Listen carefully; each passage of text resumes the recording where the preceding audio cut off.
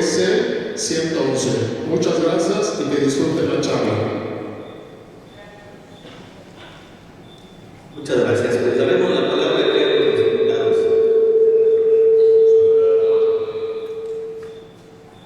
Muy buenas tardes. Como acaban de comentar hace rato mi compañero y su servidor, pertenecemos a la unidad especializada en combate al secuestro de la Fiscalía General del Estado. Reciban ustedes un saludo de la Fiscal General del Estado, Verónica Hernández Llanaz, y del licenciado Rodolfo Astudillo Medina, que es el director de la unidad especializada en combate al secuestro. El día de hoy vamos a hablar acerca de dos temas muy importantes y que sobre todo tener una relación entre ellos, bueno, hace que en su momento podamos determinar un delito de alto impacto. Para hablar acerca de estos temas, primeramente quiero hacerles del conocimiento las actividades que nosotros realizamos. El departamento que su servidor representa se encarga de recepcionar a todas aquellas personas, a todas aquellas familias que pasan por este delito, que tienen a un familiar privado de su libertad. Los recepcionamos, empezamos a entrevistarlos, empezamos a ver qué es lo que ha sucedido, para posteriormente determinar ante qué nos estamos enfrentando. Regularmente la sociedad llega y dice, tengo un familiar secuestrado, sí, debemos de ver primeramente ante qué tipo de secuestro nos estamos enfrentando, porque existe el secuestro económico, existe el secuestro por venganza, el secuestro por apariencia, infinidad de tipos de secuestro para poder nosotros determinar cómo lo vamos a atacar, porque también debemos de ver quién consumó este tipo de delito. Delincuencia organizada, delincuencia local, o fue simplemente personas que al ver ahorita como tenemos tanto en televisión abierta como en televisión de paga, infinidad de series de Tampoco, Tijeras, del Chapo, infinidad. Hay una escuelita donde la juventud hemos estado observando que ellos empiezan a realizar este tipo de actividades. ¿Por qué? Por quererse ganar un dinero tan fácil y sencillo. Anteriormente hablábamos de que en el secuestro, bueno, se debía de tener ciertas características para poder llevarse a la víctima. Actualmente hemos rescatado víctimas tanto a la intemperie como en casas de seguridad. Una vez que nosotros ya conocimos a grandes rasgos en base a la entrevista ante qué nos estamos enfrentando, su servidor pone a un compañero, como es el caso del licenciado Bonilla, que nos acompaña el día de hoy, asesor especialista en negociación de secuestros, para llevar a cabo lo que es la liberación de la víctima por medio de lo que llamamos de la vía pacífica. ¿Por qué? Porque para poder liberar a otra persona también existe otro medio, que es por medio de la operatividad, por medio de la investigación. Bien, antes de iniciar con esta charla, vamos a hablar de algo muy importante y de que en muchas ocasiones nosotros lo primero que hacemos es no darle importancia, y me refiero a esto, a las medidas generales de prevención. Como ustedes están observando, las medidas generales de prevención es algo básico, es algo sencillo, pero mi pregunta hacia ustedes sería: ¿quién adopta al menos una de tantas medidas de seguridad para evitar ser víctima de secuestro, de extorsión, de engaño telefónico? La gran mayoría lo pasa desapercibido. ¿Por qué?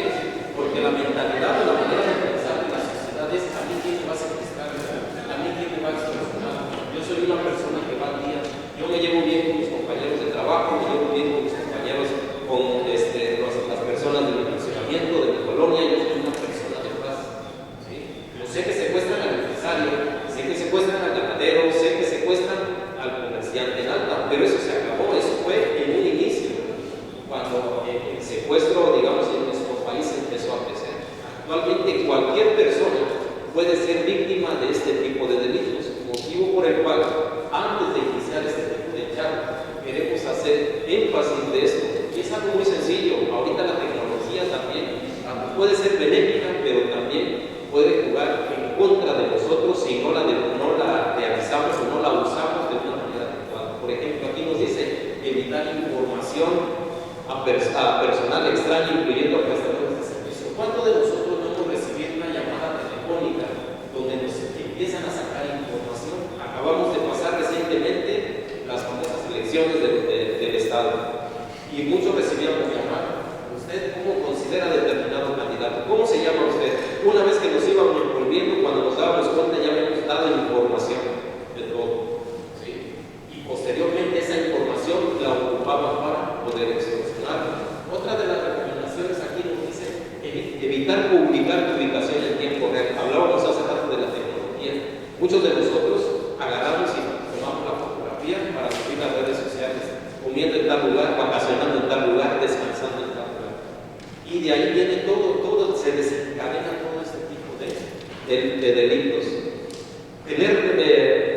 Trate de tener la menor información personal en nuestro celular. Si ahorita uno de ustedes lo hacemos al azar, préstame tu teléfono, lo primero que vamos a encontrar dentro de su equipo telefónico es fotografías de la casa, fotografías de la familia y mucha información que el día de mañana que se nos extravíe, se nos caiga o nos roben este equipo telefónico. Ahora ya existe la facilidad para poder desarrollar los equipos telefónicos y tener acceso a toda esa información. Como ustedes se están dando cuenta, esto es algo básico, es algo sencillo, que desafortunadamente nunca le ponemos atención a esta situación. Cuando sucede el hecho ya es cuando queremos poner cámaras en nuestro domicilio, en su momento también contratar seguridad privada. Ya a la hora otro gran ejemplo, cuando salimos de casa, que el trabajo lleva a nuestros hijos y se nos hace tarde, agarramos, cerramos la puerta y nunca observamos quién viene detrás de nosotros, si es que tenemos familia. Nunca observamos. Cuando pasa el hecho ya nunca se dio cuenta, cerraron, pasó esto desde tal lugar. Y sobre todo estas medidas principales de prevención la hemos obtenido a través de las personas que han sido víctimas del secuestro. Y nos comentan, nos dicen, es que están en casas de seguridad. Me mostraron una fotografía cuando salía yo con mi familia del supermercado. Y que ese día no me quisieron llevar porque iba yo con la familia. Esperaron el momento, pero ellos ya me habían me estudiaban este tipo de situación.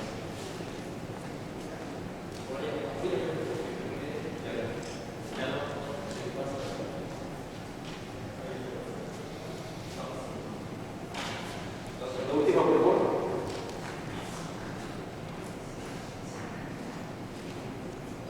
Bien, como ustedes se dan cuenta, las medidas generales de prevención es algo básico, es algo sencillo. Hay que llevarlas a cabo, como el simple hecho de implementar dos, tres medidas generales de prevención. Eso nos va a inhibir este tipo de delitos, porque de ahí se propagan todos y cada uno de los delitos. Por ejemplo, otra de las que comentaba yo en un momento, ¿cuántos de nosotros ahorita lo vamos a ver en la última diapositiva de prevención? ¿Cuántos de nosotros no nos gusta nuestro vehículo, traemos ciertos calcomanías o stickers en el fraccionamiento plano? Me dedico a esta profesión.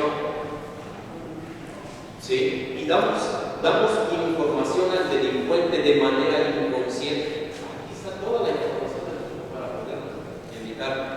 Y esto, siempre que existen este tipo de charlas, empiezo a platicar y doy como ejemplo. En una ocasión, hace como 4 o 5 meses, estuvimos en la Universidad de la ciudad de Jalapa. Al entrar al estacionamiento de la universidad, observamos que el 95% de los vehículos de los estudiantes traían el famoso sticker o la calcomanía de la A, que caracteriza a la universidad. Imagínense, es una universidad a nivel estatal, a nivel nacional, muy reconocida. Sabemos que muchas veces los pagos de sus mensualidades son un poco altos. El delincuente, al observar un estudiante que trae un vehículo, dice, mínimo unos 50,000 pesos me voy a llevar de esa persona. Así de fácil. ¿Pero por qué? Porque muchas veces nosotros somos los que damos ese tipo de información. Es que saben, aquí está el ejemplo muy claro, ¿sí? Aquí está el ejemplo muy claro acerca de lo que son las principales medidas de prevención. Para entrar de lleno al tema de lo que es el secuestro, la prevención del secuestro, vamos a hablar de dos conceptos muy importantes. ¿Y por qué es importante hablar de estos dos conceptos? Bueno, la sociedad en general, al no conocer lo que es la configuración de cada delito, si nosotros observamos que aquí en la avenida se llevan a una persona, lo primero que vamos a decir es que se trata de un secuestro, ¿no? ¿Por qué? Porque se le están llevando, y no es así. El secuestro se configura de esta manera: según la ley para prevenir y sancionar los delitos en materia de secuestro, nos dice que es el acto por el cual se priva de la libertad a una persona o grupo de personas con el objetivo de conseguir un rescate. Es decir, el secuestro se configura cuando ya existe una petición para liberar a la víctima. ¿Por qué les comento esto? Porque también existe lo que es la privación de la libertad. Y la privación de la libertad aquí dice que al particular que ilegalmente prive a otro de su libertad física sin existir exigencia de ningún tipo. ¿Cuál es la diferencia de uno al otro? Que en el secuestro hay exigencia y en la privación de la libertad no hay exigencia. ¿Sí? Es decir, la privación de la libertad la conocemos nosotros como el famoso levantón. Si llevan a la persona y ya no sabemos nada de ellos. ¿A dónde tenemos que denunciar ante este tipo de delitos, a la privación de la libertad? Bueno, le corresponde a los ministerios públicos locales recibir la denuncia por privación de la libertad. Hablando del secuestro, le corresponde a la unidad especializada en combate al secuestro recibir su denuncia. ¿Dónde se encuentra actualmente? Bueno, a lo que es Boca del Río y Veracruz, le corresponde denunciar el delito de secuestro en la ciudad de Jalapa, que es donde tenemos la sede, donde está la coordinación que abarca toda gran parte de lo que es la ciudad. ¿Sí? ¿Hay alguna, se los hago de esta manera para que sea más digerible, ¿sí? el distinguir el secuestro de la privación de la libertad? Secuestro, hay exigencia; privación de la libertad, no sabemos nada. Simplemente se llevan a la persona y jamás sabemos de él. Ahora, para pasar a lo que es el delito de secuestro, vamos a hablar acerca de qué hacer antes, durante y después del secuestro. Como recomendación, ¿qué hacer antes del delito de secuestro? Lo primero que tenemos que hacer aquí nos dice guardar la calma. ¿Por qué es importante guardar la calma? A lo mejor uno de ustedes se levanta y dice: ¿cómo voy a guardar la calma? Cuando me están hablando por teléfono y me están diciendo que tengo a mi familiar secuestrado. Claro, la importancia de guardar la calma es porque tenemos que ver a qué nos estamos enfrentando. A lo mejor fue una persona que en su momento quiso hacer una llamada al azar y les dijo: tengo a tu familiar secuestrado, necesito tanto de dinero. Ustedes van a pagar por alguien que no sabe si lo tiene. ¿Sí? No, ¿verdad? Por consiguiente tenemos que guardar la calma. ¿Por qué guardar la calma? Porque posteriormente tenemos que comprobar el hecho. ¿Cómo vamos a comprobar el hecho en un secuestro? ¿Alguien pudiera ayudar? ¿Cómo comprueba el hecho? Que el día de mañana le reciba una llamada y le digo: tengo a tu familiar secuestrado. ¿Cómo comprobarían ustedes el hecho? Llamándole. Si ustedes le llaman al familiar y no le contestan, ¿alguien más? ¿Cómo lo comprueba?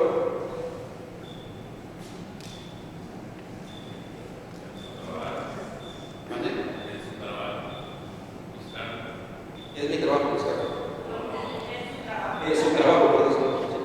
En su trabajo buscarlo. Ya acudió a su trabajo, le dijo que sí llegó, pero desde ahí salió a comer y se perdió. ¿Cómo? Esta persona nos está diciendo: yo tengo a tu familiar. ¿Cómo comprobamos? Ya vamos a ver al vecino, ya vamos a ver a los compañeros de trabajo. ¿Qué pedimos o qué hacemos para comprobar que en realidad la persona que nos dice tener a nuestro familiar está con él, lo tiene? Una seña particular. Claro, la recomendación que nosotros damos para comprobar el hecho es que nos los pasen físicamente, ¿sí? Que nos los pasen por medio del teléfono, pero ¿saben qué? Eso no va a pasar, ¿sí? Es una recomendación, como ustedes, como exigencia podemos decir, pero eso nunca va a pasar. No va a pasar porque actualmente el secuestrador jamás te va a dar una prueba de vida directa, es decir, va a tomar el teléfono y te lo va a pasar, pero le estamos pidiendo, si en realidad lo tiene, que nos los pase. ¿Qué va a hacer? Él te va a mandar un audio, te va a mandar una fotografía. Es lo que te va a hacer con una prueba de vida, la famosa prueba de vida, de que sí lo tiene. Una vez que ya te pasó eso, porque vuelvo a repetir, no jamás te lo va a pasar directo, jamás. Ellos tienen temor en su momento de que al pasarte a la persona directamente pueda ser ubicado, pero existen muchas cosas que se pueden hacer para ubicar a la persona, no necesariamente cuando te lo pasan. Entonces ellos te lo van a pasar por medio de un audio o un video. Una vez que comprobamos el hecho, lo que tenemos que hacer es ser herméticos en el manejo de la información. ¿Por qué se imaginan ustedes que debemos de ser herméticos en el manejo de la situación que estamos viviendo?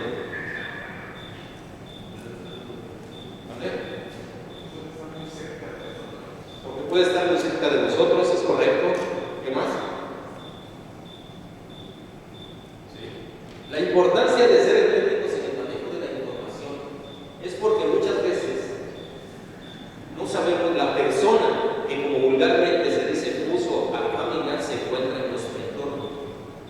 ¿Sí? Se encuentra en nuestro entorno porque él sabe la economía, la solvencia económica, sabe lo que tenemos y lo que podemos hacer con un familiar. Es por eso que nosotros siempre recomendamos ser herméticos en el manejo de la información. Ha sucedido que en ocasiones cuando hay un secuestro, a lo mejor alguna vez lo han visto, que llegan las personas y parece velorio ahí en el domicilio, porque todos quieren enterarse cuánto le están pidiendo, dónde se lo llevaron, quién se lo llevaron. ¿Sí? No es tanto porque vayan a darle y decir, pues estoy contigo, es mentira. Lo que en ese momento requiere la familia es dinero para pagar el rescate. Nadie te va a llegar y te va a decir, aquí está el dinero, aquí te voy a ofrecer tanto. Lo que va a hacer la gente normalmente es curiosa, quiere saber la exigencia, de dónde se lo llevaron, características, y muchas veces no sabemos, pero ahí puede estar el informante. Motivo por el cual es importante, como aquí nos dice, ser herméticos en el manejo de la información. Otra de las recomendaciones es, dice, denunciar ante la autoridad competente, y lo comentaba yo en un principio, sobre todo el departamento que se representa, la importancia de denunciar lo sucedido. ¿Por qué? Al denunciar con nosotros nos vamos a poner un asesor en negociación de secuestros, quien nos va a orientar, nos va a guiar qué hacer, qué decir. Sobre todo, disminuir o minimizar la crisis emocional que en ese momento es la familia que está recibiendo. ¿Por qué? Porque muchas veces esa crisis emocional no nos deja pensar. La manera de ver de la familia normalmente es cómica. ¿Qué pensamos cuando nos hablan y nos dicen, tienes a tu familiar secuestrado? ¿Con qué lo relacionamos normalmente?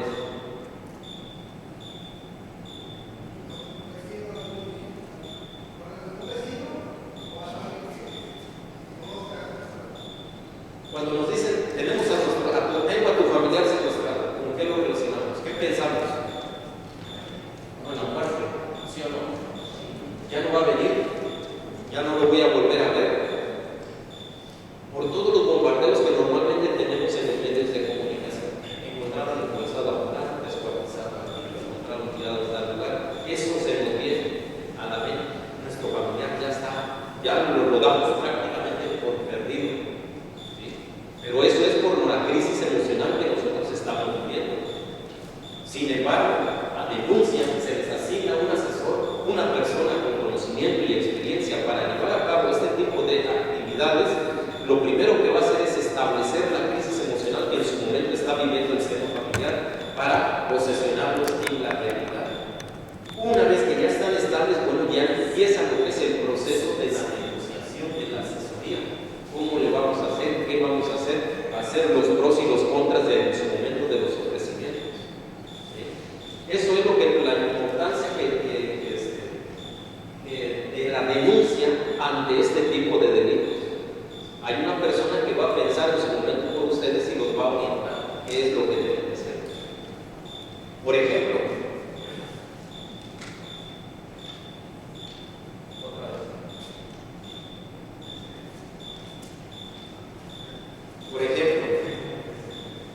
contar con la asistencia de un asesor, como les estaba yo comentando, porque lo primero, si a ustedes les dicen, ¿sabes qué? Mi exigencia es de 50,000 pesos, pero en su momento ustedes tienen esa solvencia para pagar, o quién no, empeñamente, ¿sí? En su momento pide prestado por un familiar. Yo creo que todos lo haríamos, todo mundo, porque como vulgarmente se dice, la vida no perdona. Entonces, ¿qué hacemos por nuestro familiar, por un hijo, lo que sea? Con tal de tenerlo nuevamente a la libertad. Pero si nos están pidiendo 50,000 pesos, que dicen que yo lo puedo conseguir con un préstamo, yo lo pago y al rato ya está libre. ¿Qué ocasionamos con eso? Primero, lo que ocasionamos es de que a lo mejor sí te acepten esa exigencia y a lo mejor te lo devuelvan, ¿por qué no? Pero posteriormente, ¿qué sucede? Al pagar ese tipo de cantidades te vuelves vulnerable ante el delincuente. ¿Por qué? Porque pagas rápido en cantidades elevadas. La otra es que a lo mejor pagas, te acepten ese dinero y te pidan un segundo pago. Entonces, Lo que nosotros hacemos durante el proceso de negociación es minimizar y justificar exigencias. ¿Para qué? Para que en un futuro la familia no se vuelva vulnerable o secuestrable. Eso ha sucedido. En una ocasión, un papá de una maestra, él que lo secuestran en la mañana, a las 6 de la mañana, para las 8 de la noche, él ya había pagado 600,000 pesos. Y sí se lo regresaron. Posteriormente se llevaron a dos de sus hijas. Eso fue a los 6 meses se llevaron a dos de sus hijas. ¿Por qué? Porque vieron que había solvencia económica, que la familia pagaba rápido en cantidades elevadas. Eso en muchas ocasiones es lo que desencadena el no acudir a la autoridad. ¿Qué sucede en muchas ocasiones? Pero ¿qué hacemos normalmente ahorita cuando hablábamos de la tecnología? ¿Qué hacemos ahorita cuando un familiar se nos pierde? Acudimos a denunciar. La realidad, acudimos a denunciar, no, ¿verdad? ¿A dónde denunciamos normalmente? O públicamente, ¿a dónde denunciamos? A las redes sociales. A las redes sociales ya tenemos al familiar casi con 5 o 6 días o una semana de que no aparece. Pero nos vamos a redes sociales y a redes sociales empezamos a subir información, características, cómo es vestida la persona, cicatrices, tatuajes, todo, cada una de las características de nuestro familiar. ¿Por qué? Porque queremos que la sociedad o la gente que se mete a redes sociales nos apoye para obligar a nuestro familiar. Ojo, lleva 7 días que está la persona perdida. En ese momento acabamos de subir a redes sociales información y ¿qué pasa? Empezamos a recibir 1, 2, 3, 4, 5, hasta 10 llamadas de números desconocidos. Y todos nos dicen tener a nuestro familiar. Pero como no quisimos denunciar, nos quedamos solos. Y hay uno que nos pide 1,000,000 de pesos, hay otro que nos pide 200,000, otros que nos pide 100 y otro que nos pide 10,000 pesos nada más para la gasolina. ¿Con cuál se van? Con el de la gasolina. ¿Por qué? Porque lo podemos pagar. 10,000 pesos los vamos a pagar. ¿Y qué dice? Deposítamelo, te da hasta la cuenta. Deposítamelo a esta cuenta. Lo depositan y se acabó la comunicación. No hay nada. ¿Por qué? Porque no lo tienen. Porque nosotros después de una semana, ¿ustedes creen que el delincuente va a tener a una persona una semana sin haber exigencia? No lo va a tener. ¿Por qué? Porque para él es una carga una persona de ese tipo. Sobre todo porque no va a obtener nada. Normalmente un secuestro, cuando mucho te demora 2 días sin exigencia y al tercer día ya empieza el proceso de negociación. Por el momento no hay nada. ¿Sí? Entonces es por eso la importancia de denunciar ante la autoridad correspondiente para que les ponga un especialista en conocimiento sobre todo de la materia para poder solventar la situación. Hace rato les comentaba yo acerca de los tipos de secuestro. Si es económico, créanme que hay un 95% de que la víctima regrese. ¿Dónde queda el otro 5%? Bueno, de que la víctima conozca a sus captores, de que la víctima intente escapar o de que la víctima en su momento padezca alguna enfermedad y no aguante el cautiverio. A ese es el 5% que podemos decir no puede regresar contigo. Si hablamos de un secuestro por venganza, aquí el porcentaje de que la víctima regrese puede ser mucho, porque como su nombre dice, por venganza, le van a hacer daño, además están hablando para disuadir una privación de la libertad y decirles un problema, sobre todo en este caso, hablando de venganza. Y así, por eso es la importancia de tener sobre todo a un especialista para que nos sepa orientar, pero todo va a ser derivado a la denuncia. ¿Sí? ¿Qué debe hacer una víctima ante un secuestro? Es decir, ¿cómo nos vamos a comportar el día de mañana? Yo no lo quiero que nosotros seamos víctimas de un secuestro. Lo primero que tenemos que hacer aquí es no poner resistencia. ¿Por qué es importante no poner resistencia? Bueno, primeramente, vamos a tener en cuenta de que estas personas que nos van a privar de la libertad, lo primero que van a hacer es superarnos en cantidad de vida. Nunca tengo una persona que vaya a privar de la libertad, normalmente van de 3 a 4 personas. ¿Sí? Si nos ponemos nosotros a querer en su momento a golpear a este tipo de personas, ¿qué vamos a hacer? Nos van a privar de la vida, muchas veces no llegan al secuestro. Ahí queda en privación de la vida y se acabó. ¿Sí? Por eso aquí la recomendación es no poner resistencia, tratar de permanecer tranquilo, nos dice aquí, y pensar sobre todo de que nuestros familiares están haciendo todo lo posible para buscar nuestra liberación. Generar empatía con sus captores. ¿Por qué se imaginan que es importante generar empatía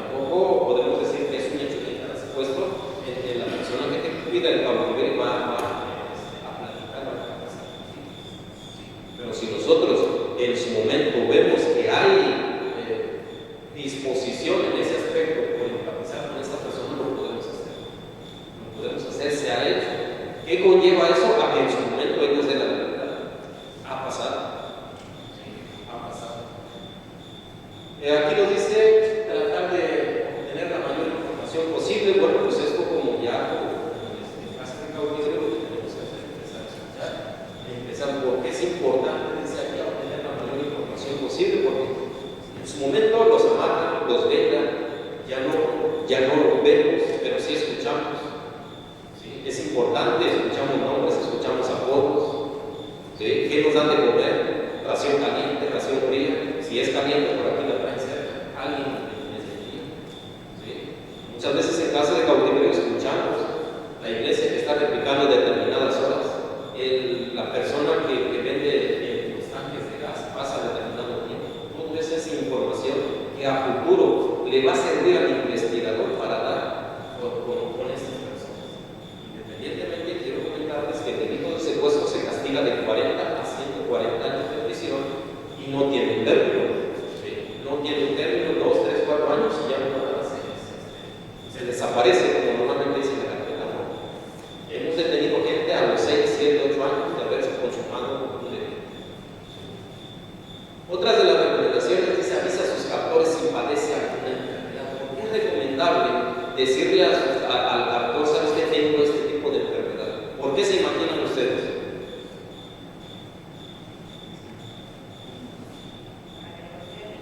Para que le consigan el medicamento, para que se lo den. ¿Por qué? Porque el delincuente a su víctima la considera como un podemos decirle,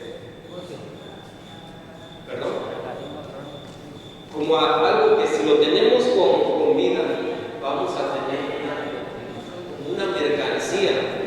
La víctima es como una mercancía, que si está en buenas condiciones, voy a tener una retribución en su momento. ¿Sí? Nosotros durante el proceso de negociación, al terminar y una vez pactar ya el pago que se va a hacer por la liberación de la víctima, la recomendación que nosotros le hacemos a la familia es solicitar la prueba de vida de esta persona, es decir, si aún está la persona con vida. ¿Por qué? Si no está con vida, la recomendación es no pagar, porque no vamos a pagar por algo que ya no existe. Muchas veces, ¿qué dice la familia? No, pues es que yo sí quiero pagar, porque no quiero que quede en nosotros, pero vas a pagar por algo que ya no lo tiene. Entonces ya ahí se llega a un acuerdo con la familia y en su momento ellos toman la decisión si se paga o no se paga. Porque hay muchas ocasiones donde el secuestrador lo primero que te dice: escúchalo antes de que vayas a entregar el dinero que está. Y él accede a esas peticiones. Y cuando ya no lo tiene, él se cierra que no hay, y en muchas ocasiones tenemos que luchar hasta que él acceda a pasar. Si lo hace y lo hemos obtenido, ¿en base a qué? A una consistencia, pues, de estar luchando con esa persona para que acceda a proporcionar la vida. Como ustedes se dan cuenta, esto es algo normal que durante el proceso de secuestro sucede. Y aquí nos dice: ¿qué debo hacer después del secuestro? Después del secuestro, bueno, lo recomendable es de que la víctima declare los hechos. Es importante proporcionar toda la información relacionada a los hechos, pero no perder el contacto, sobre todo con las autoridades que lo apoyaron. Normalmente esto es un poquito difícil, sobre todo porque cuando la víctima ya regresó a casa, la familia ya no quiere dar detalles, aunque hay aunque se llevó a cabo una denuncia correspondiente, la familia ya no quiere seguir el proceso. Para nosotros es importante. Cambia de domicilio, cambia de números telefónicos, ya no quiere seguir. Pero, ¿qué sucede? Lo que tenemos que hacer es buscar ayuda médica, jurídica y psicológica. Todo esto lo proporciona la Fiscalía del Estado de una manera gratuita, sobre todo, específicamente cuando se trata de estos delitos de alto impacto, de lo que es el secuestro. Y la última recomendación es fomentar sobre todo la cultura de la vida. En sí, es el tema que acabamos de escuchar, es de vital importancia para extremar nuestras medidas de seguridad, para evitar ser víctimas de este tipo de delitos. Por el tiempo vamos a pasar a lo que ya es el engaño telefónico. El engaño telefónico es un tema breve, pero no menos importante, porque de ahí se viene derivando. Actualmente en el Estado se está pagando más por un engaño telefónico que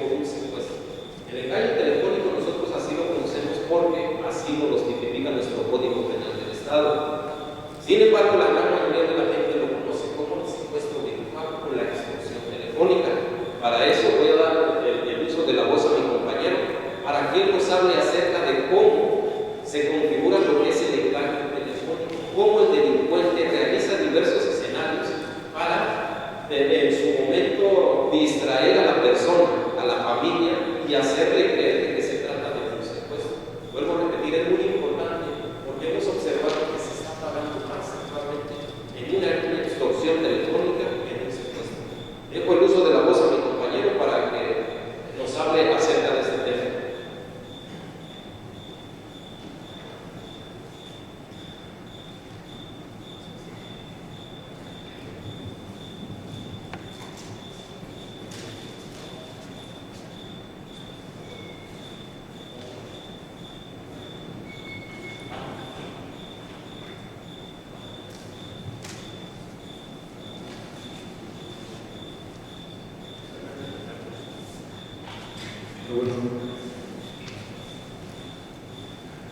¿Qué tal? Buenas tardes. ¿Sí me escuchan bien? Mi nombre es Roberto Botella Cortés. Yo soy asesor en gestión de crisis y negociación. Como comentó hace un momento mi jefe, nosotros somos el personal que nos asignan para poder acompañar a las personas que en su momento están pasando por una situación de negociación o de una situación de secuestro. Inclusive también ya orientamos, asesoramos en cuestiones de engaños telefónicos, extorsión. Sí es muy importante que pongan atención al respecto de las medidas de prevención que estamos dando, que estamos ofreciendo, porque si bien es cierto, el secuestro afortunadamente ha ido a la baja con este trabajo que se ha hecho con la investigación, las detenciones de estas personas, también es bien cierto que desafortunadamente la extorsión del engaño telefónico se permanece. ¿Sí? Y nosotros muchas veces no ponemos atención a lo que no nos pasa. Estoy casi seguro que la mayoría de los que están aquí, que no han pasado por una situación de secuestro o de extorsión, nada más escuchamos.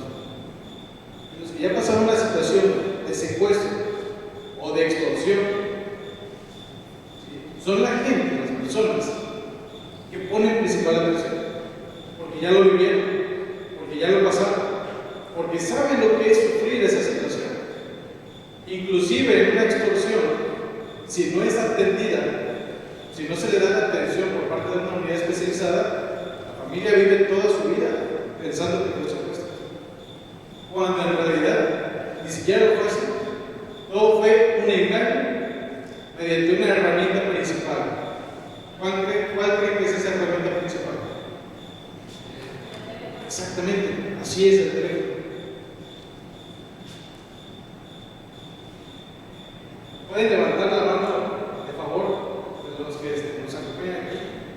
¿Quién ha pasado por una situación de engaño telefónico? Para ver más o menos el beneficio. Tanto desde el tío que viene de Estados Unidos, como el que simula la voz de una hija o un hijo, ¿sí?, o inclusive del que realmente nos están pasando a nuestra familia. Ahora, de ustedes, los que levantaron la mano, los que no lo levantaron, algún conocido o algún familiar que haya pasado. Bueno, a lo mejor los que están aquí enfrente no se han dado cuenta. Los que están ahí atrás se dieron cuenta.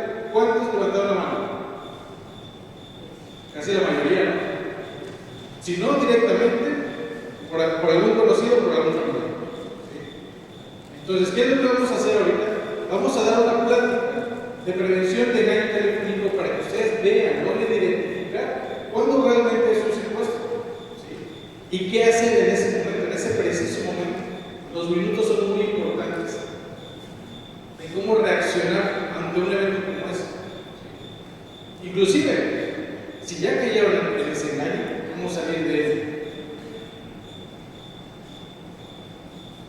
El teléfono residencial o celular puede ser un medio de extorsión o de engaño, una llamada telefónica. ¿Cómo operan estas personas? ¿Dónde creen que se encuentra el secuestrador, el extorsionador? En la cárcel. Okay.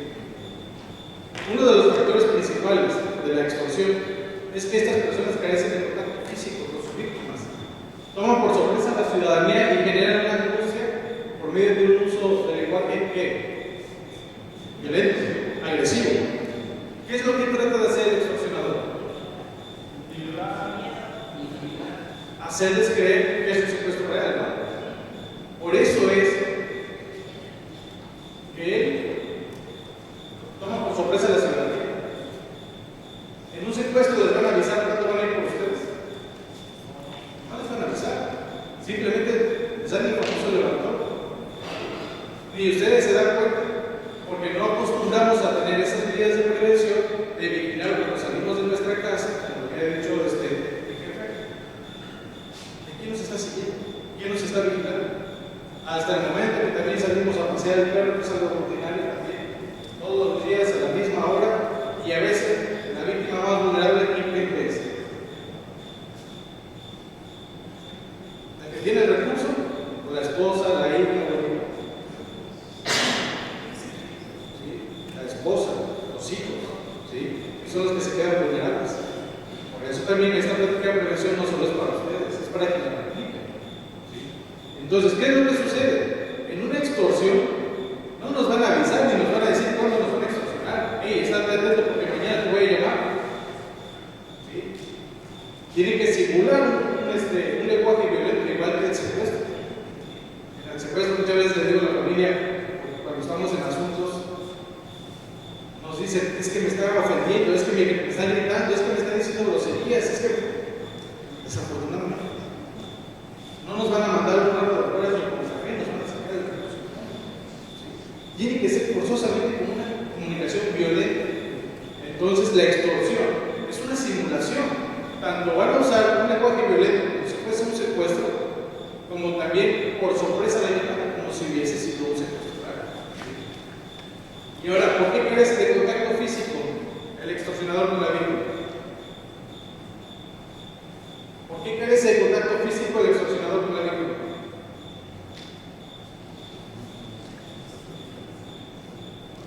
La respuesta ya la dimos. Eso es para que se quede bien grabado. ¿Por qué el extorsionador carece de contacto físico con su víctima? Dijimos que está en donde? La cárcel. Por eso el extorsionador carece de contacto físico, a diferencia de un secuestrador.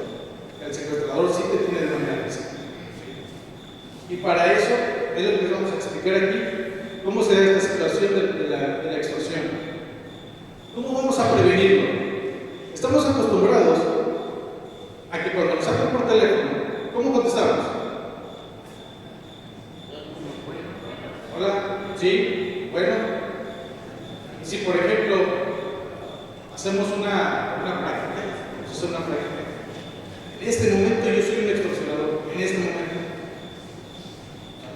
Soy un extorsionador. El extorsionador, mediante palabras bonitas, va a hacer caer a la víctima. No se va a identificar primeramente como un delincuente o cártel, al menos que no tenga a la víctima directa. En este caso, ahora les vamos a explicar también cómo es que caen esas víctimas, que se los llevan y los hacen creer que realmente se los tienen secuestrado. Pareciera. Pero el secuestrador trata de engañar. ¿Sí? Tiene una comunicación, a veces ni siquiera se comunica directamente con el cártel o con un grupo de víctimas. Por ejemplo,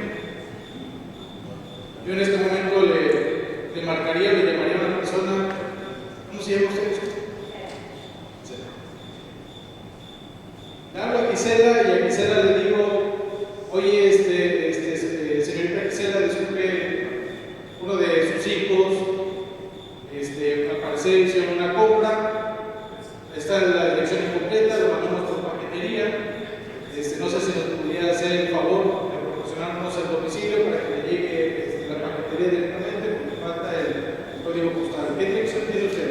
Y de esa manera, pero tan convincente, le empieza a sacar información a las víctimas. Mientras tanto, es un ejemplo sencillo. Mientras tanto, no se lo tome muy a pecho. Mientras tanto, para mí, Gisela ya es una víctima. ¿Por qué creen?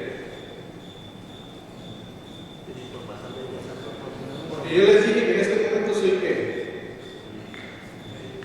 Y utilicé otras palabras y los distraje. Y les saqué su nombre. ¿Sí? Entonces, para mí, así es una víctima fácil, porque de ahí empiezan a sacar información de los nombres. Y muchas veces el extorsionador también se hace pasar por agente de ventas, de seguros, de banco, de tiendas departamentales. ¿Sí? Y nos hablan exactamente igual, y nos la creemos. ¿Sí? ¿Qué es lo que tenemos que hacer en estos momentos, en la actualidad?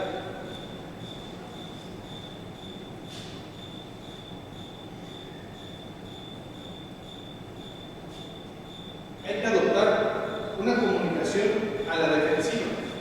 ¿Cuál es esa comunicación a la defensiva? No vamos a contestar de manera grosera o violenta, ¿sí? Pero sí vamos a cuestionarnos, ¿sí? Con tres simples preguntas. ¿Quién habla? ¿Qué es lo que desea? ¿Y con quién quiere hablar? ¿Por qué? Porque el extorsionador, como está en la cárcel, solamente tiene unos minutos, unos tiempos para poder enganchar a su víctima. Si ve que no expresa, se va con el que sigue. Y puede hacer hasta 5 más en un solo día. ¿Cuál sería esa comunicación a la defensiva? Quien habla es lo que desea y con quién quiere hablar. Cuando el extorsionador, porque todos, creo que todos estamos acostumbrados a contestar números desconocidos. La mayoría contestan números desconocidos. ¿Sí? Bueno, ¿qué es lo que dicen muchas autoridades? No contesten llamadas de números desconocidos, pero bueno, podemos hacerlo, teniendo siempre un cuidado, porque a lo mejor, ojalá y nunca llegue a suceder, uno de nuestros familiares tiene un accidente, pierde su teléfono celular, se lo roban, y quiere pedir apoyo o auxilio a sus demás familiares y pide un teléfono prestado. ¿Qué le decimos a nuestros hijos, a nuestros familiares? No contesten números desconocidos. Y mientras tanto, el familiar, queriéndose comunicar, hablar por teléfono, y no contestan. ¿Por qué? Porque les dijimos que no contesten números desconocidos. Bueno, ok, podemos hacerlo sí, pero con mucho cuidado, con esas tres simples preguntas. ¿Quién habla? ¿Qué es lo que desea? ¿Con quién quiere hablar? Obviamente, si es un conocido, se va a identificar. Si no lo conocemos, pues no va a saber qué decir o qué hacer el extorsionador, ¿sí? Y lo único que le va a quedar es colgar la llamada o inmediatamente insultarlos, ¿sí? Eso es lo que va a suceder. Pero él desde ese momento se va a dar cuenta que nosotros ya no somos una presa fácil. No atender llamadas de empresas, bancos, tiendas departamentales, etc. ¿Por qué? Porque muchas veces el extorsionador se hace pasar por un agente de ventas. Lo más recomendable es que cuando recibamos una llamada así o algún familiar, es mejor ir directamente a las oficinas, al banco, a la sucursal, porque ya también muchas veces se proporciona información por medio de una llamada o redes sociales o por internet, y ahí pueden sacar también esa información de nosotros. Y esa información no la van a utilizar en ese momento, la van a utilizar semanas después, meses después, y ustedes se van a asustar porque ese extorsionador, como ya le dimos esa información, nos va a hablar directamente por nuestro nombre. Y dónde vivimos, a qué nos dedicamos, hasta nos va a decir que afuera de la casa está todavía el perro que tenemos y está ahí acostado. ¿Por qué? Porque con la dirección de lugar que ocupamos. Y puede ver nuestra ubicación en nuestra casa, cómo es. Y nos las va a describir y nos va a hacer creer el extorsionador que está fuera de nuestra casa. ¿Sí me explico?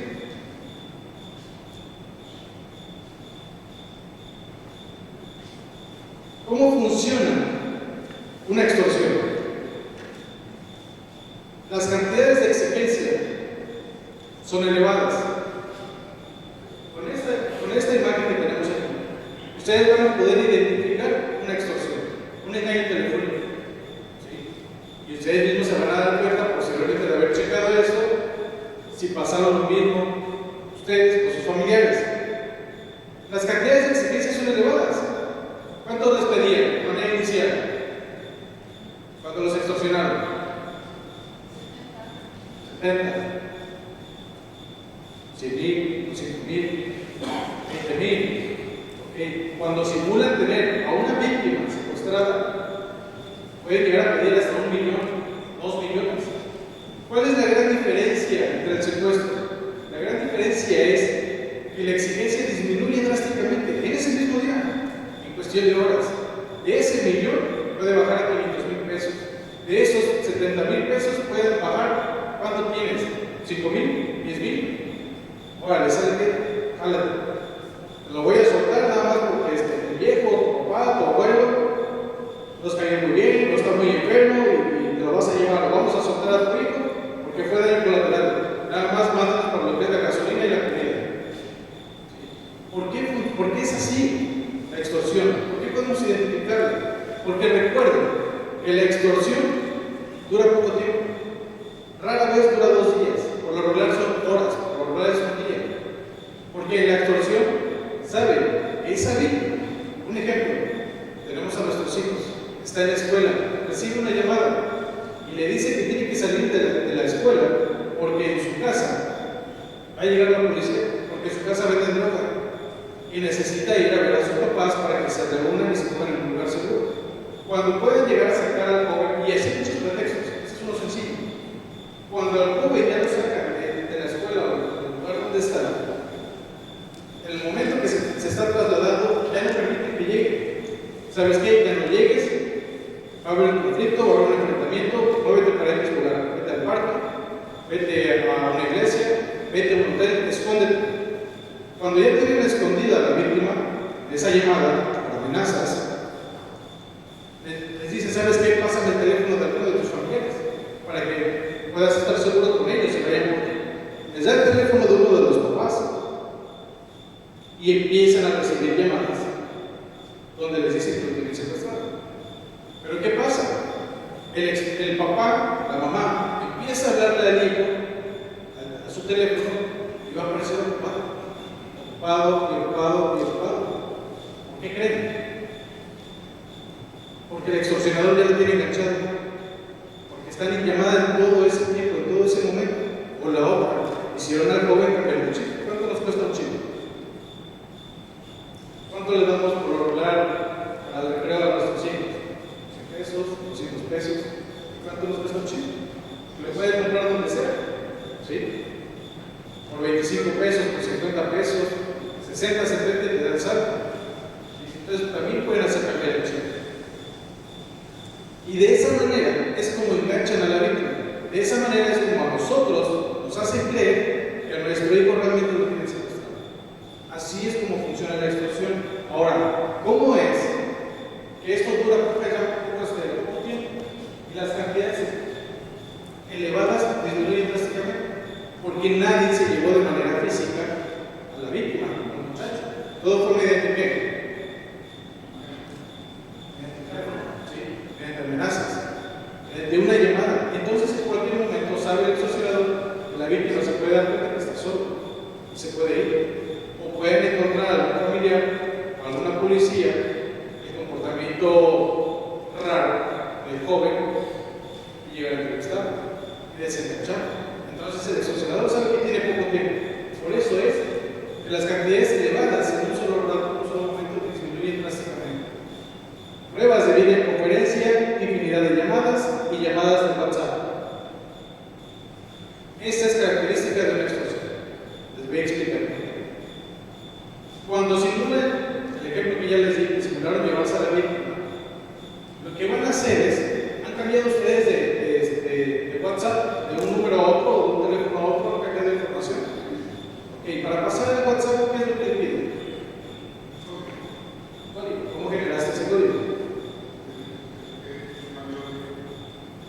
Tienes los dos dispositivos, cuando lo tenemos de manera física, porque también ya puede ser por medio del QR, se pueden mandar un código ellos directamente, pero lo que también es ingresa el número anterior, el número nuevo y genera un código. Y ese código lo tienes que ingresar al teléfono donde vas a pasar la información. Y es lo que sucede, el extorsionador hace exactamente lo mismo. Me pide a la víctima, mediante el teléfono, ¿sabes qué? Mándame el código que te generó. El extorsionador se lo ingresa al teléfono que tiene. ¿Qué pasa? Ya le quitó su WhatsApp, pero el teléfono, el móvil, inclusive hasta el número, lo tiene la víctima. Y él puede recibir una llamada normal o puede recibir mensajes normales, SMS normales, ¿sí? Pero el WhatsApp lo va a tener la víctima, el extorsionador. Por eso es que las llamadas van a ser por qué? Por WhatsApp. Ahora, infinidad de llamadas. El familiar que está negociando en ese momento puede recibir, no es mentira, hasta 60 llamadas en un solo momento. Y llamadas de hasta 10 minutos, 15 minutos. Infinidad de llamadas en la extorsión. ¿Por qué creen? ¿Por qué creen?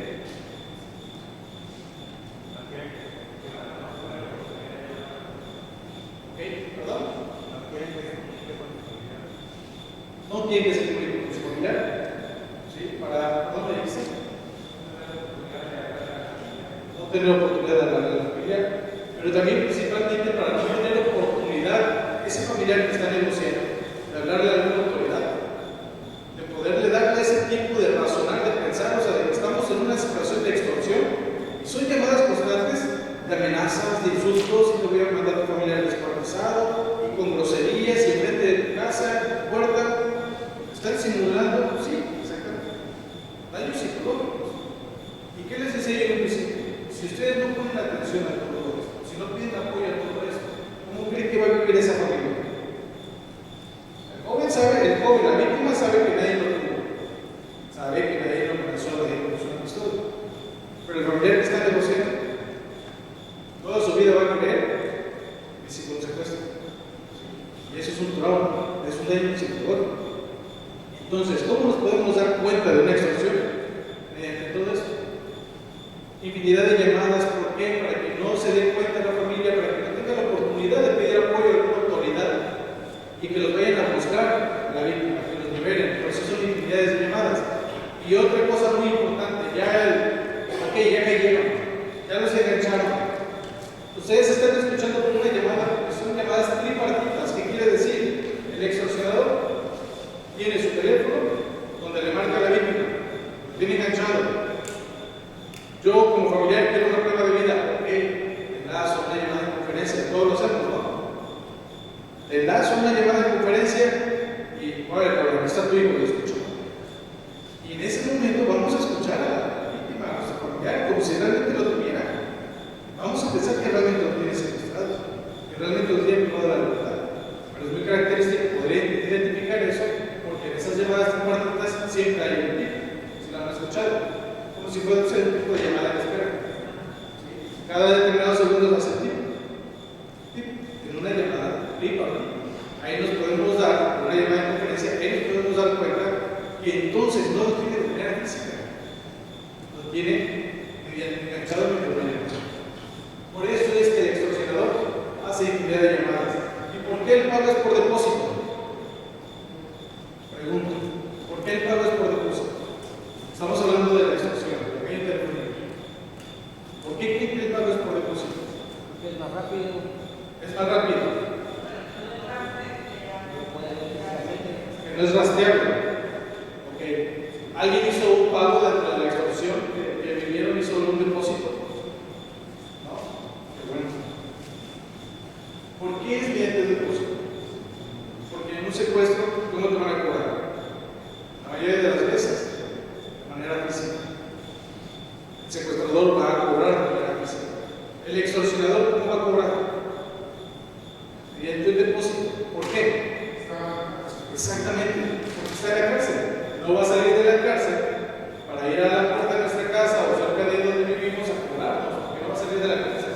Si bien es cierto, hay una persona que colabora con él, que lo ayuda para cobrar ese dinero y desposarse, pero el que está extorsionando está en la cárcel, no va a salir de ahí. Por eso todos los depósitos, todos los pagos son por depósitos. Esa es la gran característica de un engaño telefónico, donde muchas familias caen en esa mentira creyendo que realmente tienen el secuestrado y no es así.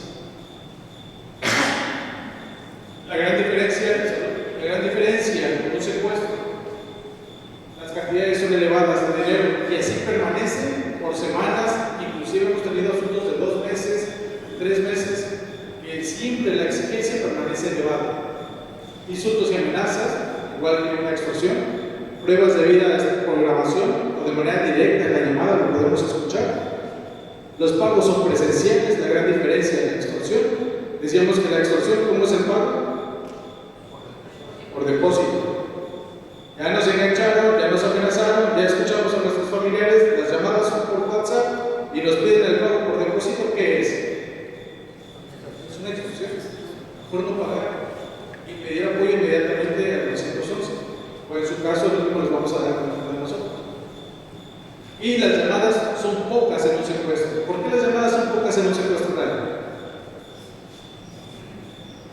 Primero, porque también pueden tener miedo de que los vayan a rastrear, ¿sí? De que los vayan a ubicar de dónde salen las llamadas, y por eso las llamadas son muy pocas. Una llamada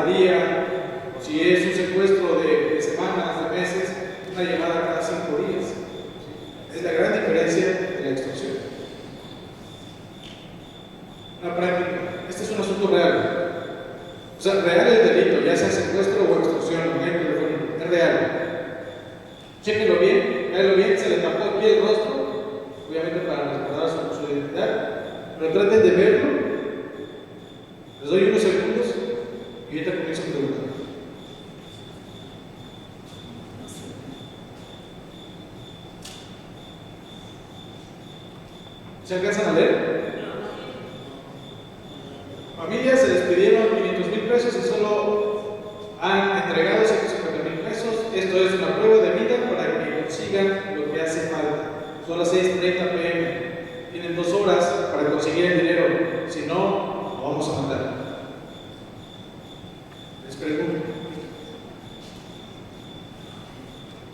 Alcen la mano de favor quienes piensan que es un secuestro. ¿Quiénes creen que es una extorsión? Y los demás no saben. Okay. ¿Alguien que me pueda decir por qué creen que es una extorsión? No escucho.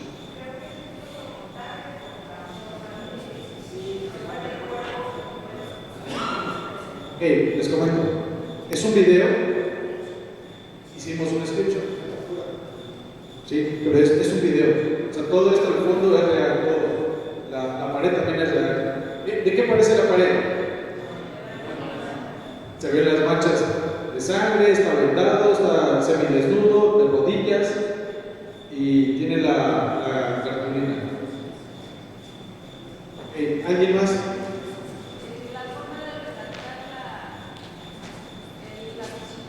¿La forma de qué? De dar el aviso. ¿Qué tiene la forma? Primero habla primera persona y después al último habla tercera persona. Habla en primera persona y posteriormente en tercera persona. Último ya, ¿alguien más?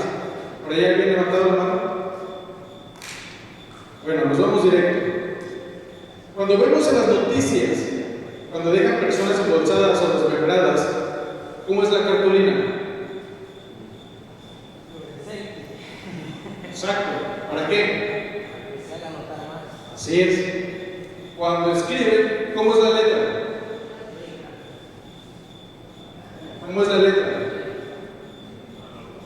La ortografía, mayúsculas, minúsculas, muy concretos. ¿Sí? Cuando dejan dibujos en esas cartulinas, ¿qué dibujos dejan?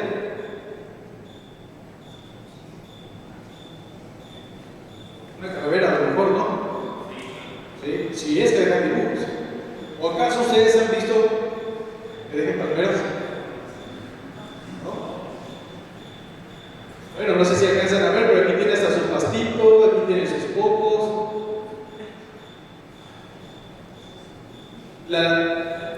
El tipo de color de las cartulinas de la delincuencia organizada, ¿cómo es? El tipo de color de la letra. Hace ratito creo que lo dijiste. Negra. ¿Y aquí qué estamos viendo? Bueno, se alcanzan a ver, aquí hay rojo, esto es negro y esto es azul. Como si a lo mejor el delincuente tuviera su estuche, ¿no? De colores o de plumones. Pues no, no es así. ¿Qué es lo que sucedió aquí? Dime. Eso se le puede reconocer como un secuestro, ¿no? Se puede identificar cuando es un autosecuestro. ¿Sí? Tiene ciertas similitudes. Pero eso, desafortunadamente, las familias en ese momento que están recibiendo esa amenaza, está en crisis. ¿Sí? Emocionalmente mal, llorando, rogando, suplicando. Ni siquiera creen que esto sea una extorsión. Lo creen como un secuestro. Y un autosecuestro igual creen que es un secuestro. ¿Sí? Van a decir, no, como mi familiar, ingeniero, licenciado, doctor. ¿Cómo va a caer en esa mentira? Sí, sí cae. Todos somos susceptibles a este tipo de engaños. Más cuando nos hablan y nos dicen que tienen nuestro familiar y que lo van a matar o le van a causar un daño, en ese momento empezamos a temblar. En ese estado de seguridad, de confort que tenemos en ese momento, nos lo quitan y no pensamos, no razonamos. ¿Sí? Esa es la estrategia del extorsionador, hacer creer que es un secuestro real. Y luego nos mandan esto, ¿qué van a creer? Está golpeado, tiene sangre en la boca, está desnudo, la cartulina, tiene aquí la pañoleta en los ojos. Es una extorsión. Este joven de la zona de Veracruz iba a actualizar su pasaporte, también la visa, porque tiene residencia también en Estados Unidos. Lo acompaña un familiar y el joven se queda y y le dicen que lo va a recoger una persona en el parque. Acude una mujer, se lo lleva a un hotel donde lo meten, pero esa mujer se hace pasar como una sicaria, como también parte de los secuestradores. Pues esa mujer es la que hizo esta cartulina. Por eso es que vemos la letra bien hecha, por eso es que vemos las palmeritas, ¿sí? Y hay otro hombre, hay otro varón que es la pareja de esa mujer. Y ese varón se escucha en esos videos donde también amenaza, donde también habla. Pero ¿qué sucede? El extorsionador les dijo paso a paso qué hacer con esta cartulina, qué hacer con lo que parece sangre, que es, diluyeron Kool-Aid del rojo, de fresa, en una cierta cantidad de agua para que tuviera el espesor, y eso se lo pagó para simular que eran golpes. Inclusive hasta también lo pusieron en la pared. Cuando se golpea una persona o sale una proyección de mancha hemática, no se ve de esta manera, y son golpes. Entonces, ¿qué es lo que sucede? Este joven lo enganchan mediante amenazas, y hay una pareja que también está enganchada. Lo llevan aquí al hotel y simulan un secuestro. Y se ve tan real porque hay otras personas que lo tienen. Lo tienen otras personas ahí. Y en el video, bueno, no se ve en esta parte, pero en una parte del video se ve también el varón. Una parte del varón. Entonces, la familia cree que lo tiene secuestrado. ¿Qué sucede? Pagaron los familiares una cantidad y después estaban pidiendo el resto. Cuando pagaron no estaban con nosotros. Llegaron a pedir el apoyo posteriormente que hicieron el depósito. Llegan a nuestra unidad, podemos identificar que es una extorsión y ya no se paga. Como ya no se paga, el extorsionador le dice a la víctima, ¿sabes qué? Ya tus familiares te pagaron, te vas a ir, pero me vas a hacer un último trabajo. El teléfono celular que tienes, se lo vas a entregar a una pareja que está en X cuarto del mismo hotel y les vas a decir que eres mi sicario. El joven va, toca la puerta, sale una pareja de la tercera edad y al identificarse como el sicario, obviamente pues, no iba así todo manchado, pero pues, ven al joven, pues, se ve mal. Y al identificarse como el extorsionador, como el sicario, y les da el teléfono, la señora se desmaya. Se cae, se asusta el joven y sale corriendo. Lo logra ubicar o identificar la policía y posteriormente la corta. Estamos hablando, en ese mismo día, en ese mismo momento, ¿cuántas víctimas tenían enganchadas?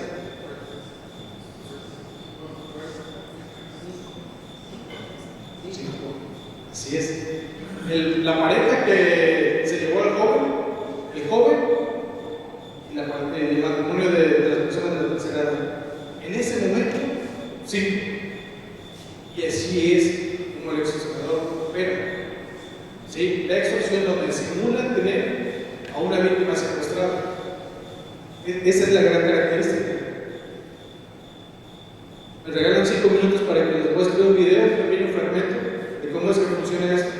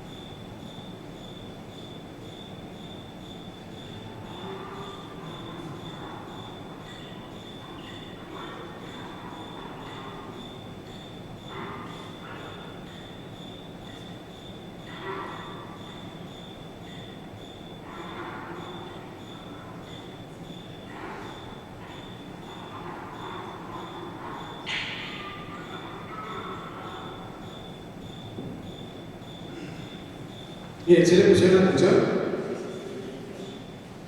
Este es un claro ejemplo de este video. Es un claro ejemplo de cómo funciona la extorsión, el engaño telefónico y cómo opera, cómo lo realizan estas personas. ¿Qué sentido tiene todo lo que les acabamos de explicar? Prácticamente todo. En esa pequeña grabación está parte de todo lo que hemos explicado. Cuando les dije que las medidas de prevención, el autocuidado, de que cuando llama una empresa cuando llama una persona de cierta empresa, ya sea aseguradora, banco, alguna tienda departamental, lo sugerible es acudir directamente a la responsable. ¿Por qué? Si se dieron cuenta en la primera llamada, ¿cómo se identificó uno de los extorsionadores? A ver si pusieron atención. Exactamente. El Western Union. Y así lo pueden hacer de Bancomer, de Qualitas, de cualquier empresa, y nos van a sacar la información. Ahí estaban comenzando, ahí apenas estaban empezando a enganchar a las personas. ¿Sí? Y este tipo de extorsiones que vimos que estaba hablando del chillón, el método del chillón, ¿qué estaban haciendo? Uno de los secuestros, de las extorsiones más comunes, hacer creer que tienen una familiar, porque estaba simulando la voz de una mujer. Si en este momento nosotros recibiéramos una llamada, que a lo mejor si tengamos a nuestra hija, y que por X o Y no conteste el teléfono, se le descargó, está en la iglesia, está en la escuela, y no contesta la llamada, ¿qué vamos a pensar? Que probablemente sí es ella. ¿Sí?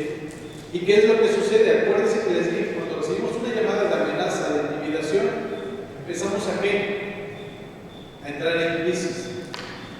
Y no podemos identificar bien en ese momento que la persona que está llorando o gritando sea o no nuestro familiar o la voz de esa persona. Simple y sencillamente nos estamos dejando llevar por el sentimiento, por el miedo, por el temor. Y vamos a creer que la persona que está llorando y gritando sí es nuestro familiar. Eso es lo que ustedes deben de cuidarse, de poder lograr o identificar y de entablar una comunicación con la víctima o la supuesta víctima. ¿De qué manera? Pues hacerle preguntas para ver si a lo mejor sí es ella, nuestro familiar, o poder reconocer la voz. Pero como les dije, el extorsionador no va a dejar y va a hablar, parecer melódicos, amenazar, insultar, intimidar, y les va a mantener siempre enganchados. De esa manera es como funciona la extorsión. También nosotros recomendamos en este caso, para evitar lo que es el robo de, más que la clonación, el robo del WhatsApp, es activar la verificación en 2 pasos, si lo tienen. ¿Sí? Bueno, es sugerible, es muy recomendable, nada más sí hay que tener mucho cuidado porque si no se acuerdan del código, ya no pueden ingresar al WhatsApp, y ahorita ya la comunidad te está pidiendo también un correo para que puedas recuperar ese código y el acceso a tu WhatsApp, pero así también evitas que pueda ser robado tu WhatsApp.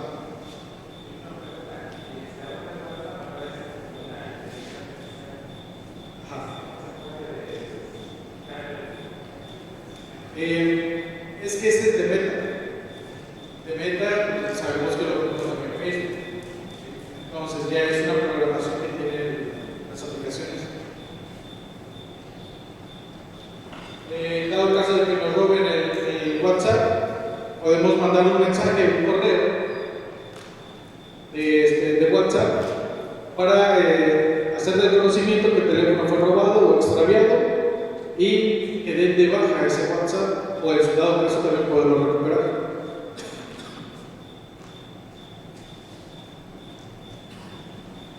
Esta es una aplicación que también colaboramos con los números de extorsión que recibimos, de llamadas simuladas de un secuestro, y aportamos esos números a la base del C4 para que tenga identificador de llamadas en dado caso de que ese número de extorsión ya fue reportado y les llame a uno de ustedes. Si descargan esta aplicación lo va a identificar. Es una llamada que ya se utilizó como una extorsión, como un engaño telefónico. Si por la versión del Android y del teléfono del dispositivo no lo puede descargar directamente del Play Store, se puede ir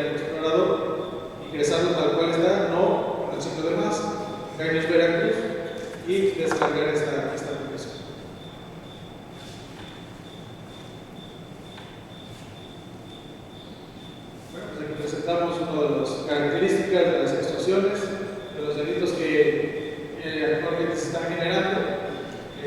No se acumula, no prestas dinero, los famosos cuentagotas, el morphing, la extorsión, videollamadas, el grooming, sexting, son unos de los delitos o daños que también se están generando principalmente en los jóvenes. Bueno, por mi parte, espero haya sido de utilidad esta plática y culminado, bueno, no sé si o no sé si tengan preguntas. Bien, nosotros con esto prácticamente concluimos estas charlas de prevención relacionadas al secuestro y el engaño telefónico. Como ustedes observaron, el engaño telefónico va de la mano del secuestro. Entonces, este tipo de escenarios hay infinidad, en donde el extorsionador hace creer a la familia o a la persona que le hace la llamada de que su familiar está secuestrado. El ejemplo que dio mi compañero es con la finalidad de que ustedes analicen las características entre un secuestro y una extorsión. Y fueron muy fáciles y muy sencillas. En el secuestro, por ejemplo, únicamente en el día hay de 1 a 2 llamadas. En la extorsión, él comentó, hemos detectado que hay hasta 60 llamadas al día. Las llamadas son por WhatsApp, sobre todo cuando pasan a la persona. En mi intervención comenté que el secuestrador jamás, de un día para la fecha, jamás pasa a su víctima de manera directa, por el temor a ser juzgado. El extorsionador te lo pasa, pero ¿cómo te lo pasa? Por la famosa llamada tripartita. ¿Cómo vamos a identificar que esta persona no tiene a nuestro familiar? Por medio del famoso vídeo que hace la llamada en determinados segundos. Ahí nosotros identificamos no tiene a su víctima, simplemente la enlazó a través de intimidación y amenaza. Actualmente mucha gente también dice, no, se trata de un secuestro, porque la dada es local. Por ejemplo, Veracruz, Boca del Río 229. Para mí es un secuestro, no es una extorsión. Pero ahorita, ¿qué sucede? Vamos a comprar una tarjeta SIM y cuando llegamos lo primero que nos dice la persona es que ¿con qué nada lo quiere? ¿Sí? Podemos obtener a la hora de comprar nuestra tarjeta SIM de cualquier lado del país, sin ningún problema. Eso es lo que hace el extorsionador. Obtiene determinadas tarjetas SIM con la del lugar o municipio o estado que quiere hacer daño. Las llamadas son al azar, las llamadas no las estudia. Él nunca estudia a su víctima, son al azar. Y de acuerdo al comportamiento de cómo responder ese tipo de llamadas, es como el delincuente va a ver, la persona es vulnerable, la puedo manipular o de plano. Mi compañero también habló acerca de la verificación en 2 pasos del WhatsApp, pero ¿qué creen? Ahora ya la otra modalidad que tenemos también es en base al famoso buzón de voz. El delincuente realiza una llamada a determinadas horas donde normalmente nosotros nos encontramos descansando 2, 3, 4 de la mañana. Muchos de nosotros lo que hacemos es poner en vibrar. Una vez caída la noche, ya cuando nos vamos a dedicar a descansar, ponemos en vibrar nuestro equipo telefónico. ¿Sí? Ya no, para que no nos moleste. Esta persona lo que hace es hacerte una llamada. ¿Y a dónde se va una llamada cuando no la contestas? Directamente al buzón. Al otro día nos levantamos y lo primero que queremos ver en nuestro equipo telefónico es quién nos llamó, quién nos mandó mensajes, quién nos mandó determinada información. Y observamos que tenemos una llamada perdida. ¿Qué le hacemos? La queremos escuchar. La queremos escuchar y al picarle para poder escuchar lo que nos mandó a buzón, esta persona inmediatamente ya jala, ¿sí? Redirecciona esa llamada y hackea su equipo telefónico por medio del WhatsApp. Y todos sabemos que en el WhatsApp tenemos fotografías, tenemos información, fotografías, audios, videos, conversaciones, grupos, y posteriormente empieza la exposición. Y empieza él a compartir fotografías, todo lo que tenemos en el día. Eso crea psicosis a la familia y todo, como comentaba ya hace rato, vuelve a la. ¿Qué tenemos que hacer para evitar eso? Bueno, tenemos que eliminar nuestro buzón. Yo creo que la mayoría de los que estamos aquí, ¿o quién utiliza el buzón? Nadie, ¿verdad? Entonces, recomendaciones, darlo de baja. ¿Cómo lo vamos a dar de baja? Acudir directamente a nuestro servidor, dependiendo la compañía, o dependiendo también la compañía, podemos en base al asterisco 260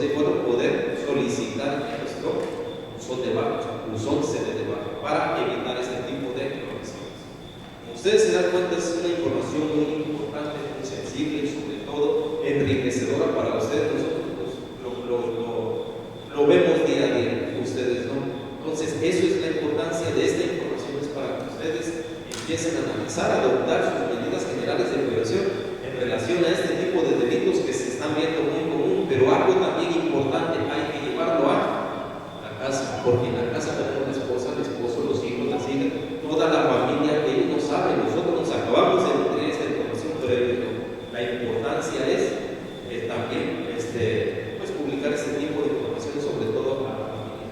Con esto, pues esperemos que la información les haya servido. Para nosotros es un gusto acudir cuando hay este tipo de llamadas para poderlos nutrir en base al conocimiento y la experiencia que pues, nos ha dado a lo largo de los años. Toda esta información es en base a lo que hemos investigado durante muchos años. En redes sociales, en Google, en cualquier lugar van a encontrar información, hay mucha información, pero esta ha sido pues, con la que nosotros hemos trabajado y lo que hemos ido observando que el delincuente día a día va implementando. Sí. Muchas gracias por su atención y esperemos que tengan una bonita tarde. Muchas gracias.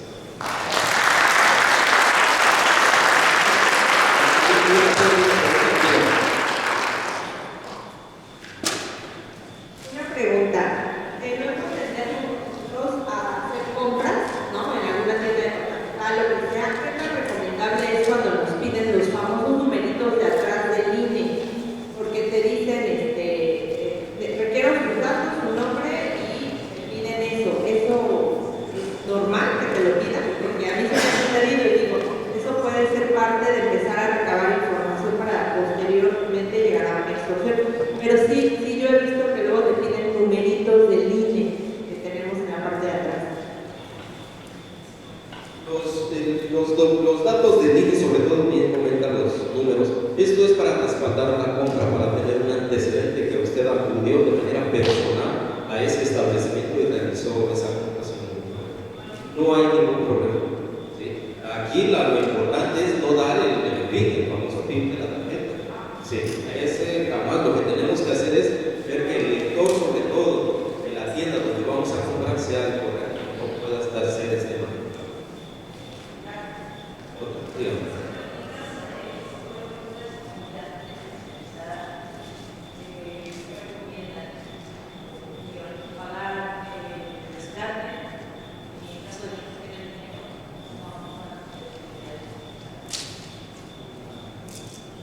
Bien, la pregunta es en caso de que la recomendación que nosotros diéramos en caso de que no se tiene dinero.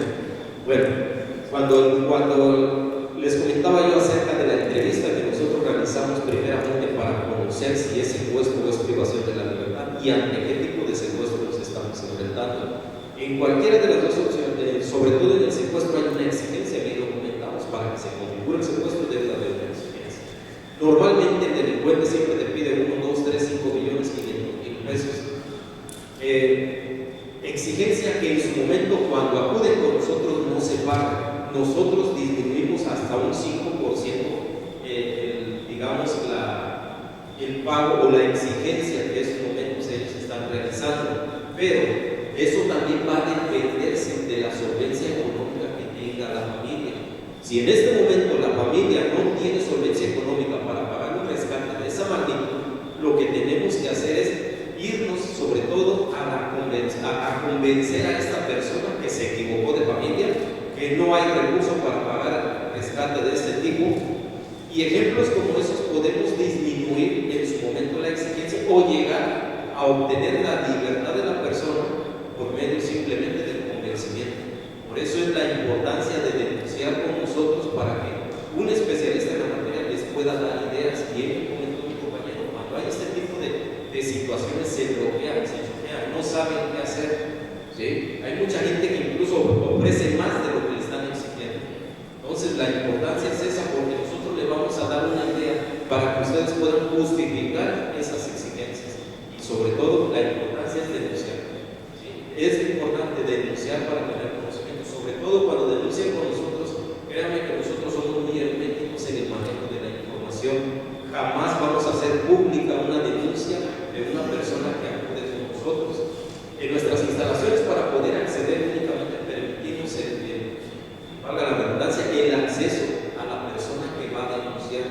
no entran medios de comunicación o cualquier persona por el estilo. Si porque nosotros consideramos el delito de secuestro como un delito de alto impacto y como tal se tiene que cuidar. Otra, no nada más debemos de cuidar a la persona que va a denunciar, también nosotros, por seguridad de nosotros, no compartimos información. Hay compañeros que única la investigación la llevan haciendo dos personas, en su momento, donde ellos hacen entrevistas, ellos hacen infinidad de recopilación de información para trabajar, se exponen. Entonces lo que hacemos es únicamente ser herméticos, no publicar esa información ni compartirla con ninguna otra autoridad, al menos que se requiera o que tengamos conocimiento que nos superan las otras personas, digamos, en este agente. Pero no, hasta el momento no hemos realizado eso, siempre lo hacemos. En su mayoría, el trabajo que hacemos es mediante la negociación. Ese es el trabajo principal. Y de la negociación, o sea, la asesoría que nosotros brindamos, esa negociación es donde va a fluir esa información para poder investigar y llegar a operar en campo. De las recomendaciones que se dieron en un principio es tener lo menos que se pueda de información en el teléfono, porque el secuestrador sondea en ese momento su víctima, le saca sus estados de cuentas, fotos, movimientos, fotos del rancho, de las casas, de los vehículos, y es ahí donde el secuestrador hace una idea, una estimación de cuánto es lo que va a recuperar. Que previamente a lo mejor alguien ya señaló a la víctima y alguien ya los pudo haber estudiado y piensa que a lo mejor sí tienen ese recurso. Por eso es que a las víctimas los sondean y toda la información la sacan de la profesional. Por eso es que se les sugería también al principio tratar de evitar la menor información que se pueda en los teléfonos y los dispositivos. Otra también, claro, por supuesto, así es. Y con relación a las redes sociales, la mayoría no se da cuenta que comparten su ubicación en tiempo real. Cuando van a un restaurante, cuando van al cine y toman la foto de lo que están comiendo, se publica, a veces inmediatamente en el Facebook. Y el extorsionador o el secuestrador, ambos se dan cuenta de estos movimientos de las víctimas. Entonces, en ese sentido, es como viene la exigencia, la cantidad de la exigencia, cuánto es lo que van a recuperar, cuánto tiempo se van a llevar en esa negociación, porque van a ver si la familia es redituable o no. Ahora, muchas veces que la familia no quiere pedir el apoyo, que lo quiere hacer por su propia cuenta, y si ustedes saben de algún secuestro, se darán cuenta que las familias que no piden apoyo ya llevan 2 secuestros o 3 secuestros. ¿Por qué? Porque pagan de manera rápida, de manera inmediata, una gran cantidad de dinero que les están exigiendo. Entonces se vuelven víctimas en potencia.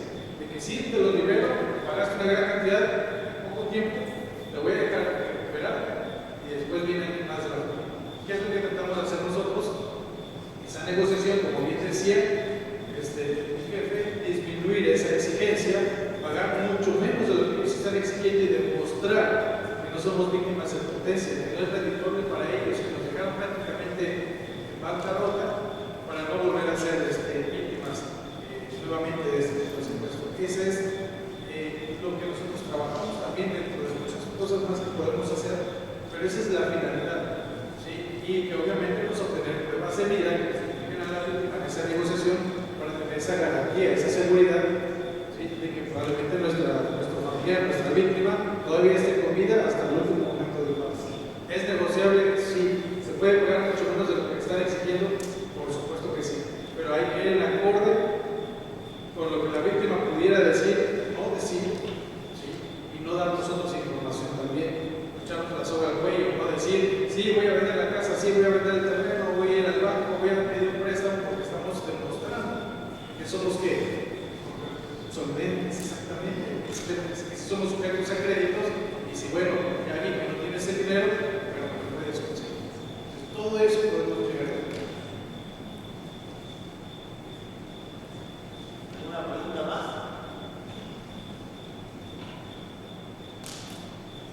Bueno.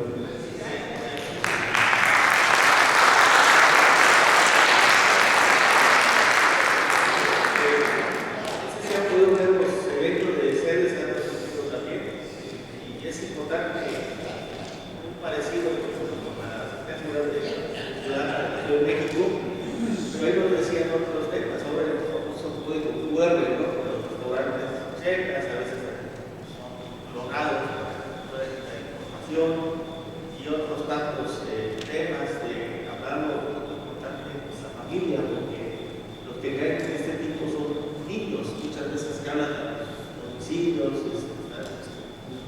niños, personas que pueden ser más fácilmente manejables para sacar esa información, y por eso es importante ahorita con la inteligencia artificial ya están pueden hacer, captan tu voz, ya sea una voz idéntica a la tuya, entonces hay que practicarlo con la familia, la intención de hacer estas prácticas, y así esta unidad nos unimos a muchas pláticas, el tema del testamento, sucesión testamentaria, nuestros patrimoniales, y estaremos viendo temas para poder pues, agradecer a la Fiscalía, ¿no? Sobre todo de manera preventiva, y que son tips pueden ayudar mucho al tema patrimonial, incluso de vida, de salud, y lo más importante es dar la información y la reflexión, ¿no? Que pueden hacerse no hacer, y la denuncia segura. Gracias a la denuncia se van creando otros estereotipos o modus operandi que van sirviendo para muchas ocasiones.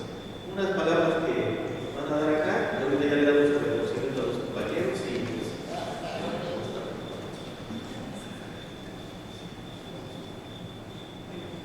estimadas personas trabajadoras del Instituto, es un placer para mí y el equipo comité ejecutivo que también está con nosotros del sindicato, seccionales y también colaboradores de CAS, de aquí del CETER, y una servidora, transmitirles el saludo de nuestro secretario general, el licenciado Marcos Rael Soto Angulo, quien extiende su afectuoso saludo a toda la comunidad del CETER. Agradecemos la invitación de la Unidad de Asuntos Jurídicos para participar en la campaña de prevención del delito. Estamos convencidos de que estas pláticas serán de gran valor para todos nosotros, toda vez que ningún lugar es exento del delito y la violencia. Asimismo, nos gustaría informarles la gran labor que realizó nuestro secretario general al poner en importancia y priorizar las medidas de seguridad y prevención en conjunto con la Unidad de Transparencia y Asuntos Jurídicos del sindicato, en colaboración con la administración del Instituto para desarrollar un protocolo de prevención dirigido a todas las personas trabajadoras. Sin más preámbulo, es un honor compartir con ustedes esta plática en nombre del secretario general del sindicato. Muchas gracias.